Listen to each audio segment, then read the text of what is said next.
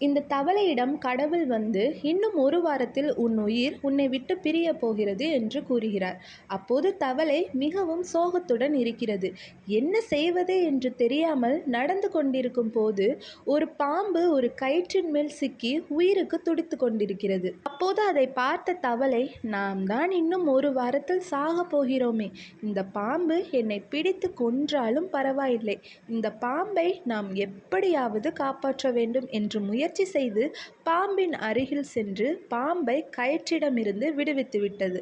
அப்போது பாம்பு தன்னை முழுங்கி கொன்றுவிடும் என்று தவளை நினைத்தது. ஆனால் பாம்பு மிகவும் நன்றி என கூறிவிட்டு செல்கிறது. சிறிது தூரம் நடந்து சென்ற தவளை ஒரு கிணற்றுக்குள் விழுகிறது.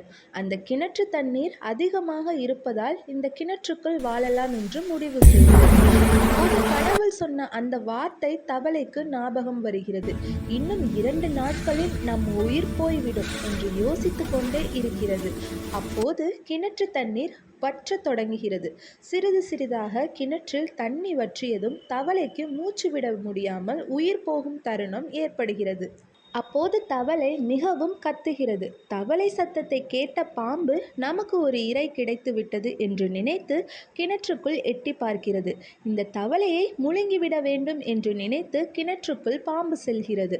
அப்போது அந்த தவளையை பார்த்தவுடன் பாம்பிற்கு தோன்றியது, இந்த தவளை தானே நாம் ஆபத்தில் இருக்கும்போது காப்பாற்றியது, இந்த தவளையை நாம் எப்படி சாப்பிடுவது, இந்த தவளை இப்போது ஆபத்தில் உள்ளது போல, நாம் இந்த தவளையை எப்படியாவது காப்பாற்றிவிட வேண்டும் என்று நினைத்து தவளையை தன் தோள் மேல் வைத்து கிணற்றின் மேல் ஏறி வருகிறது. உடனே தவளை சொல்கிறது, நான் இன்னும் 2 நாட்களில் இறந்து விடுவேன், நீயே என்னை முழுங்கிவிடு என்று.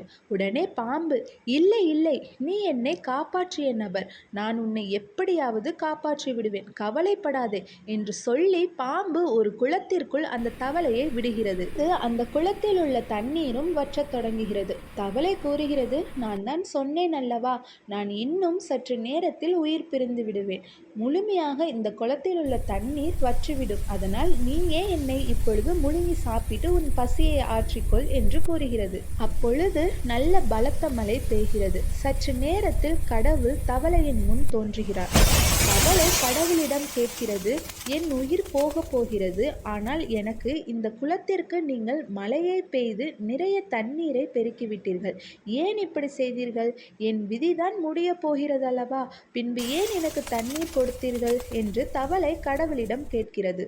அதற்கு கடவுள் கூறினார், உன் விதி முடியும் நேரம்தான் வந்தது, ஆனால் என்னிடம் ஒரு பக்தன் விவசாய நிலம் எல்லாம் காய்ந்து போயிருக்கிறது, ஒரு மழை பெய்ய வேண்டும் என்று என்னிடம் வேண்டி கேட்டுள்ளான், அவனுக்காக தண்ணீர் கொடுக்கும் நிலை வந்துவிட்டது, அதனால் உன்னுடைய உயிர், நீ பாம்பிற்கு செய்த சிறிய உதவி உன் உயிரையே காப்பாற்றிவிட்டது. சற்று நேரத்தில் பாம்பும் தவளையும் சிந்தித்தது, நாம் மற்றவர்களுக்கு உதவி செய்தால் நிச்சயம் நம் விதியை மாற்ற முடியும் என்று சிந்தித்தது.